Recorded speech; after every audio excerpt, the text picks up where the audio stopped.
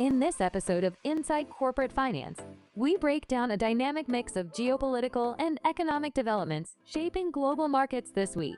We cover the latest updates on the war in Ukraine, with new conditions from Russia and signals of a potential ceasefire, diplomatic efforts from the US and Europe, and how Donald Trump is positioning himself in the peace talks, how investors are reacting to rising interest rates, regulatory concerns, and geopolitical risk, a major rotation out of US equities into European stocks, and what it says about market sentiment, key earnings from major banks, rising cash allocations, and increased exposure to defensive sectors, why Nvidia's developer conference and Adobe's AI strategy are on investor radars, oil prices reacting to Middle East conflict, and Google's $32 acquisition of Wiz.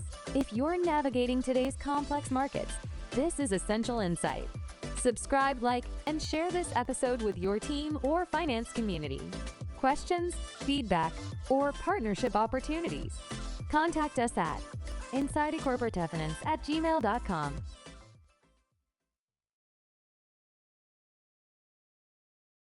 You know, that uneasy feeling you've had lately about the stock market. Like, you're not alone. Seems like everyone's a little on edge. Yeah, and with good reason, I'd say. There's a lot of noise out there. Conflicting opinions everywhere. And yeah, just this general sense of like, what's next? Exactly. So we've got your stack of articles and reports right here. Oh, wow. Ready to dive in, make sense of this market roller coaster. Yeah. And try to figure out what it all means for you, the listener.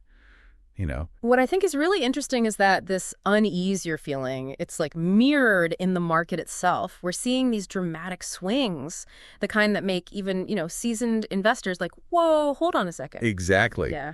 So we're about to unpack what's driving this volatility, what the experts are saying about where things might be headed, and even touch on some global events that could be impacting your portfolio. Steering clear of political opinions, of course. Of course, yeah. Sticking to the facts. Sticking to the facts and figures. The data. Yeah. We're all about the data here. First up, let's talk about this market correction everyone's buzzing about. The S&P 500 took a pretty steep dive, plunging 10% in, less than a month? Hitting that correction territory in just 16 trading sessions. Yeah, that speed is really what makes this correction so notable. It's actually the 7th fastest correction ever recorded for the S&P 500. So it kind of suggests like a heightened level of fear and uncertainty in the market, compared to more typical corrections. So for those of us who don't live and breathe market terminology every day, what does correction actually mean in practical terms? Right. And why should we care? Why does it matter to the average person? A correction is essentially a decline of 10% or more from a recent peak. Yep. In a market index like the S&P 500. And it often happens when the market gets a little ahead of itself, Prices are rising faster than what the underlying fundamentals might justify. So, you can think of it like a reality check for the market. And the reason you should care is because, corrections can impact the value of your investments, especially if you're heavily invested in stocks. Okay, that makes sense. But here's where things get even more interesting, right? The index has actually bounced back up, 3% since hitting that correction point. So is this a sign that, the worst is over? Or is it just a temporary pause before another dip? Yeah, that's the million-dollar question, isn't it, that everyone's grappling with right now. And as you can imagine, there are, differing opinions out there. You've got folks like Deutsche Bank who believe the sell-off has, further to go, suggesting that the market hasn't fully corrected yet. But on the other hand, you have strategists at Morgan Stanley. They seem a bit more optimistic, suggesting we might be seeing signs of recovery. You mentioned differing opinions, and it seems like investor sentiment has really taken a nosedive. This Bank of America survey you flagged was pretty eye-opening. It shows that U.S. stock allocations have plummeted to their lowest point ever recorded, with fund managers now 23% underweight. What does that tell us about the market mood? Well, so to understand what underweight means, in this context, imagine professional investors. They have this target for how much of their portfolios should be in U.S. stocks, right? So being 23% underweight means that they are holding significantly less than that target, which really indicates a lack of confidence in the market's, future performance. It really does paint this picture of widespread pessimism. And if we connect that back to the market correction, it seems like this shift in sentiment is largely tied to all the uncertainties surrounding President Trump's policies and, their potential impact on the economy.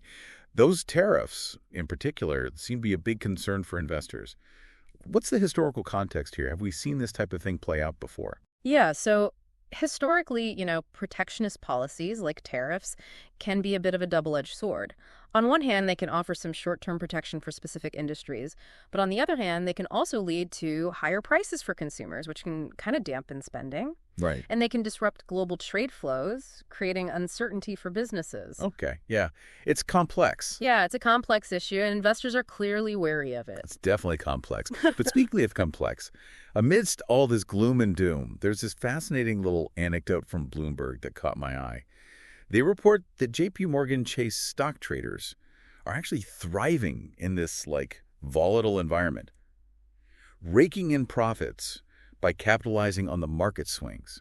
How are they pulling that off? Well, that really highlights a key principle of investing, that volatility, while often perceived as negative, can also present opportunities, right? Right. So those JP Morgan traders are likely using sophisticated strategies, such as, short selling or options trading, to profit from both upward and downward price movements.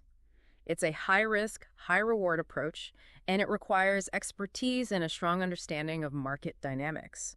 Sounds like they're almost betting on the chaos itself. In a way, yeah. They're not necessarily betting on whether the market goes up or down, but, rather on their ability to, predict and capitalize on the volatility itself. That's fascinating.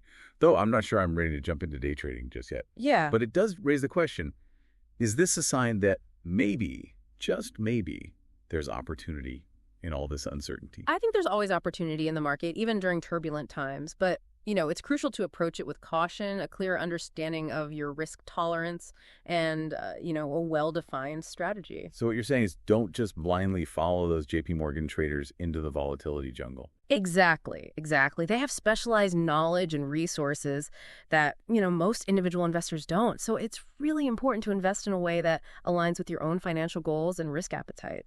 You got to do you. All right, now let's shift gears for a moment and talk about something that really grabbed my attention in this stack of information. A potential truce in the Russia-Ukraine conflict.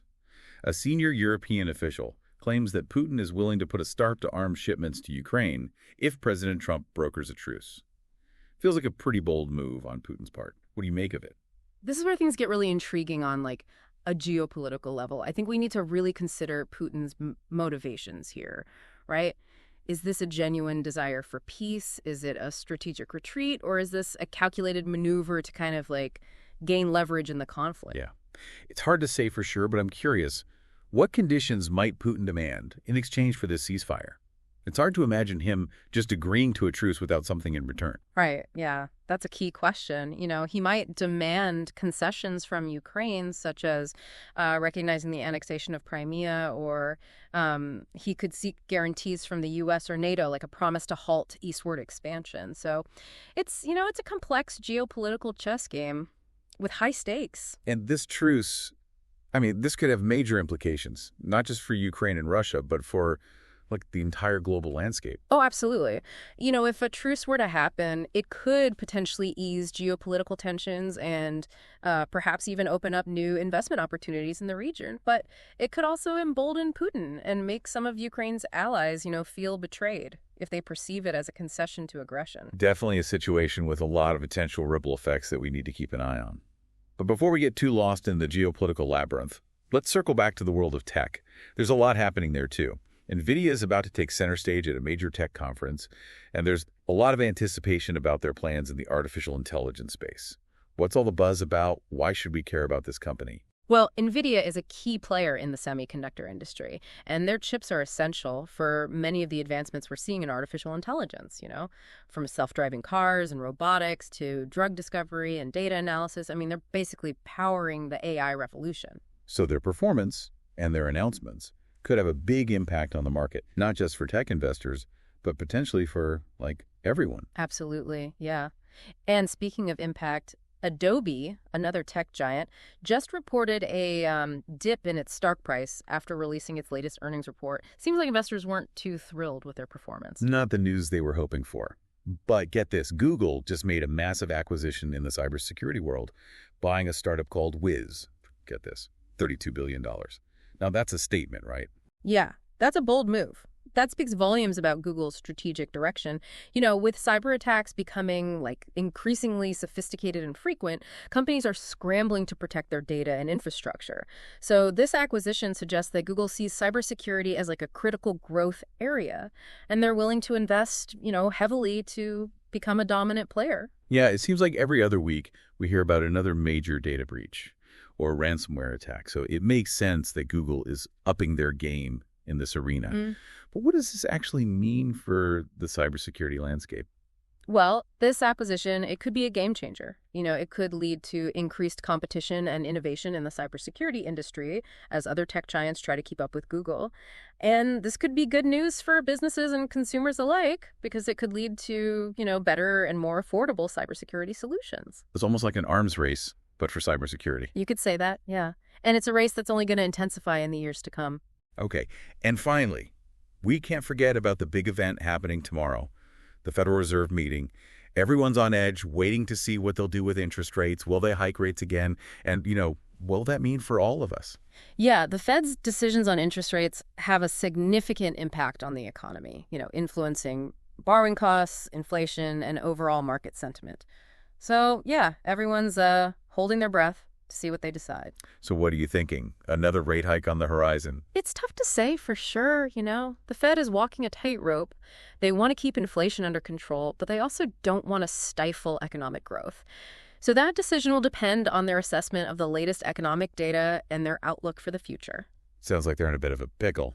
You could say that. They have a tough job, and their decisions have far-reaching consequences. But one thing's for sure. Their announcement will be scrutinized by, analysts and investors alike, trying to decipher what it means for the market's future. Well, I guess we'll all be glued to the news tomorrow, waiting to see what the Fed decides. It's a reminder that, in the world of investing, things can change quickly, and staying informed is absolutely key. Absolutely. And that's why we're here, to help you make sense of it all. Okay, so we've covered a lot of ground already. Market jitters, investor sentiment taking a dip, and even a potential geopolitical shakeup with that possible truce in Ukraine. It's a lot to digest, right? It certainly is, yeah. And it really highlights the importance of staying informed and having, a solid investment strategy. Right. It's easy to get caught up in the headlines and make, impulsive decisions, especially when the market's as volatile as it is right now. Exactly, yeah. That's why it's crucial to have a clear understanding of, your risk tolerance, your investment timeline, and your financial goals. Those factors should guide your decisions, not, the short-term fluctuations of the market. So in a market like this, with all this uncertainty swirling around, what's the best approach?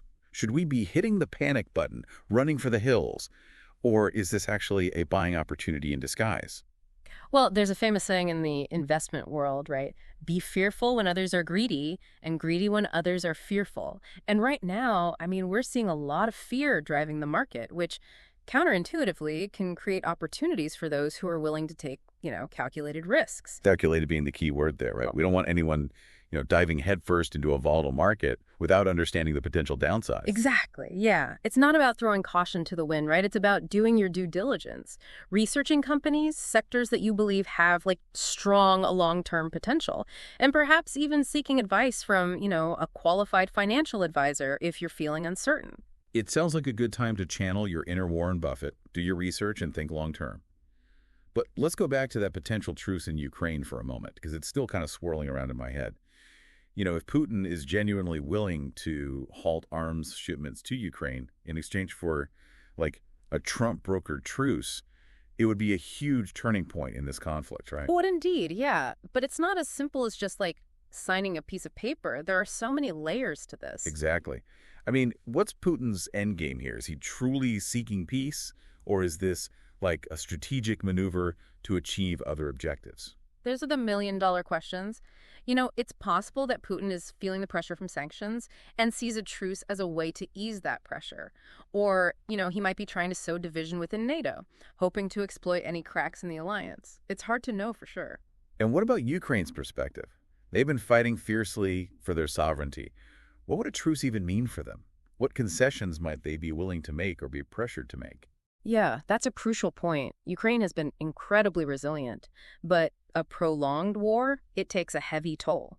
So a truce might offer them a chance to, rebuild and regroup, but it could also mean accepting, difficult compromises, like ceding territory or granting autonomy to certain regions. It's a delicate balance, right? A Uh-huh. truce could bring like much needed relief, but it could also feel like a bitter pill to swallow if it involves sacrificing hard-won gains. Exactly. And for the international community, the stakes are high as well. A truce could potentially de-escalate tensions and prevent a wider conflict, but it could also set a dangerous precedent, rewarding aggression and emboldening, other would-be It aggressors. feels like one of those situations where there are no easy answers, no clear winners or losers. It's all just like shades of gray. That's a great way to put it. It's a complex geopolitical puzzle, and the pieces are still moving. All right, let's shift gears back to the tech world for a bit. We talked about Google's massive acquisition of that cybersecurity startup, Wiz, for a staggering $32 billion. I mean, it's not just an acquisition, it's like a declaration. Yeah, it's a clear sign that Google recognizes the critical importance of cybersecurity in today's digital landscape, right? I mean, with cyber attacks becoming increasingly sophisticated, pervasive, it's no longer just a technical issue. It's like a business imperative. It feels like every time we turn around, there's another headline about a major data breach or ransomware attack. It's no wonder companies like Google are like pouring resources into cybersecurity. Absolutely, yeah. And this acquisition could have like a domino effect, prompting other tech giants to make similar moves and, invest heavily in cybersecurity solutions. It could almost become like an arms race of sorts. An arms race for cybersecurity. That's a fascinating concept. It is. And the implications could be far reaching. We could see a surge in innovation and competition as companies vie for like dominance in this rapidly growing market. And this could actually lead to, more sophisticated and effective security solutions, which would benefit businesses and individuals alike. It's almost like a silver lining to the whole like cybercrime cloud. You could say that, yeah. It's a classic case of necessity being the mother of invention. All right, and finally, let's not forget about the big event happening tomorrow, the Federal Reserve meeting. All eyes are on the Fed to see what they'll do with interest rates. It's like the whole market is holding its breath. It's definitely a pivotal moment. The Fed's decisions on interest rates, they have a ripple effect throughout the economy, impacting everything from, borrowing costs for businesses and consumers to inflation rates and overall market sentiment. So should we be bracing ourselves for another rate hike? Or are they going to hold steady this time? That's the question on everyone's mind, right? The Fed is facing a delicate balancing act. They want to keep inflation in check, but they also don't want to stifle economic growth. It's a tough call. What factors do you think will weigh most heavily on their decision? Well, they'll be looking closely at the latest economic data, including, inflation figures, employment numbers, and consumer spending patterns. They'll also be considering the potential impact of, global events, such as the ongoing trade tensions and the situation in Ukraine. So it's like a complex equation with a lot of variables. Exactly, yeah. And ultimately, their decision will come down to, their assessment of the risks and their outlook for the future. Well, I guess we'll all be glued to the news tomorrow, waiting to see what the Fed decides. It's a reminder that in the world of investing, things can change quickly, and staying informed is crucial. That's right.